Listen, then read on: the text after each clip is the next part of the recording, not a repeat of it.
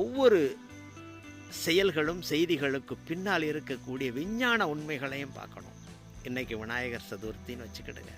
விநாயகர் அப்படின்ற ஒரு உருவகத்தை எப்படி படைச்சிருக்கிறான்? விநாயகர்னா என்ன சொல்கிறான்? வினைகளுக்கு நாயகன்.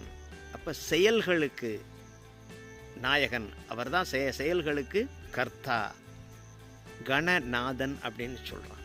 கணநாதன்னா கணம் என்று சொன்னால் இந்த நொடி பொழுது, இந்த நொடி இதுதான் கணம். அப்போ இதற்கு நாதன், ஒவ்வொரு நேரங்களுக்கு அவர்தான் நாயகன் அப்படின்னு சொல்கிறான். இப்படி தானே விநாயகரை ஞானகாரகன் அப்படின்னு சொல்கிறான். ஞானம் என்று சொன்னால் அறிவு, அறிவுக்கு அவர் தான் காரகன் அப்படின்னு சொல்கிறான். நம்ம அது உண்மையா பொய்யா அதுக்குள்ளே போய் ஆராய்ச்சி பண்ண வேண்டாம். கடவுள் இருக்கா இல்லையா அதுக்குள்ளே நாம் அந்த இதுகளுக்குள்ளே விநாயகர்ன்றது உண்மையா அதுக்குள்ளே போக வேண்டாம். இந்த